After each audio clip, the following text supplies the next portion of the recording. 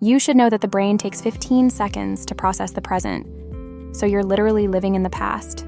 Time travel isn't just for sci-fi. Your brain's already doing it right now.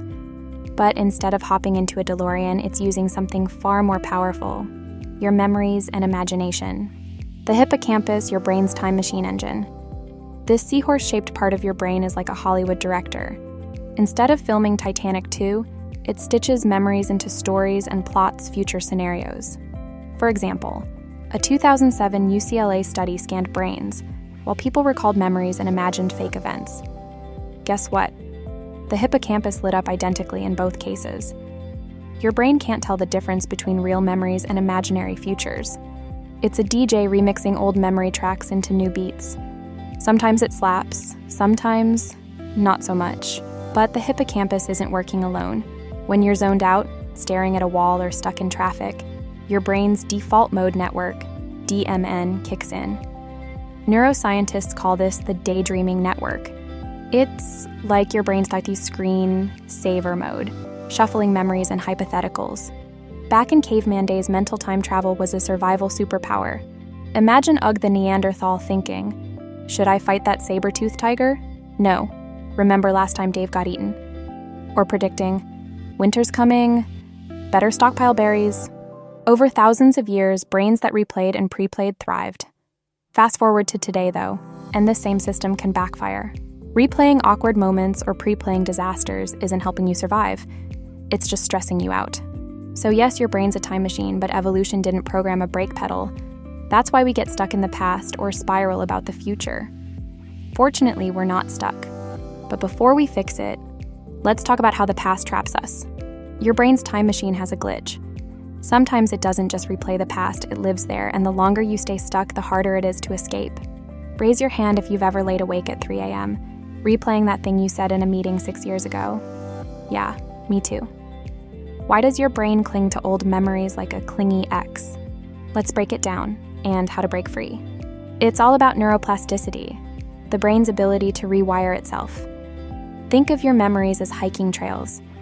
The more you revisit a memory, the wider and deeper that trail gets. A 2013 University of Texas study found that rumination, obsessive overthinking, literally thickens the brain's connections to negative memories.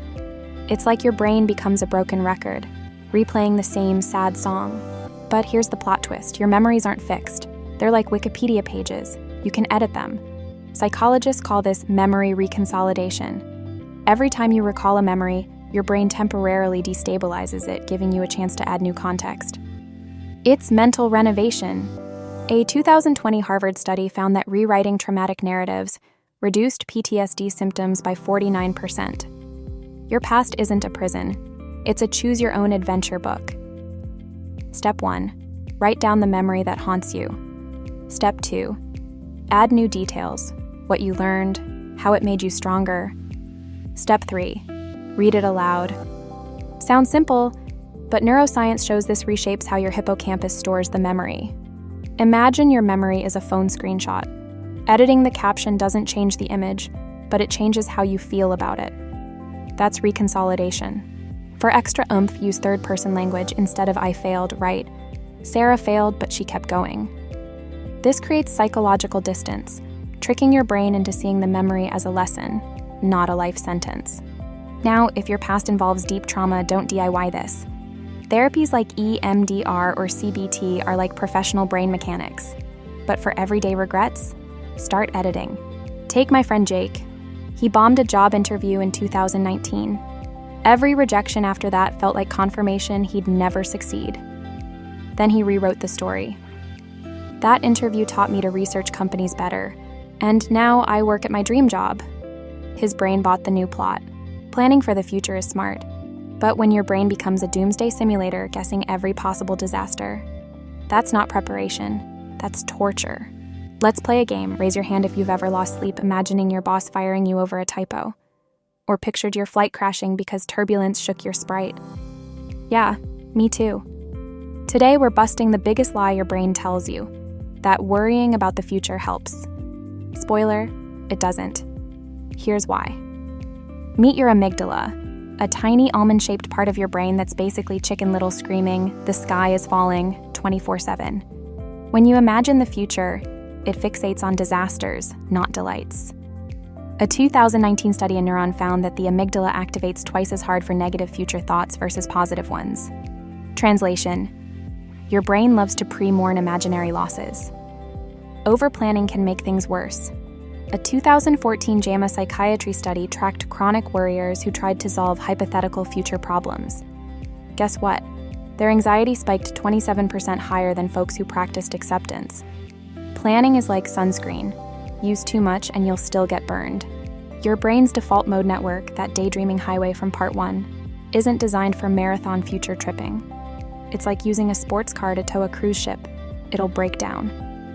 And when it does, you're stranded in what-if land.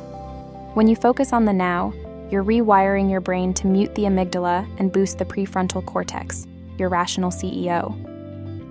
A landmark 2014 JAMA study found that just 8 weeks of daily mindfulness reduced anxiety by 39% in chronic overthinkers. How? It teaches your brain to stop replying to fake eviction notices from the future. I tested this during tax season. Instead of spiraling about owing money, I'd pause and notice, my feet are on the floor, my coffee's warm, the dog isn't on fire. It sounds silly, but it worked. Here's a trick therapists swear by. When future anxiety hits, name 5 things you see, 4 things you hear, traffic, your AC, your cat judging you, 3 things you feel, your shirt fabric, the chair, your breath, 2 things you smell, coffee, regret from skipping laundry day, 1 thing you taste, probably coffee again. This works because your brain can't focus on sensory details and catastrophize at the same time. It's like a mental circuit breaker. Neuroscientists call this attention shifting, and studies show it drops stress hormones within 90 seconds. Your brain's time machine has a user manual, and we're handing it to you. Let's hack the glitches and turn mental time travel into your superpower. These 3 brain-approved tricks will help you rewrite the past, design the future, and stay grounded. No DeLorean required.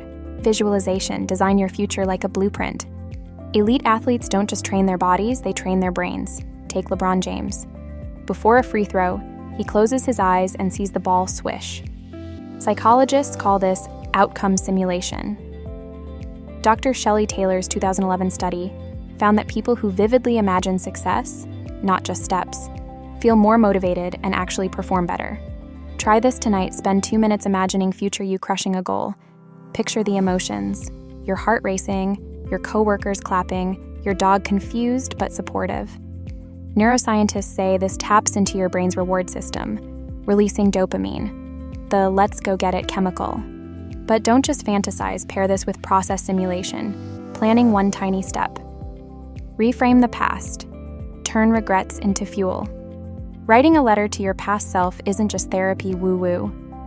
A 2021 Nature study showed that rewriting painful memories with compassion reduces activity in the amygdala, goodbye anxiety, and strengthens the prefrontal cortex, hello clarity.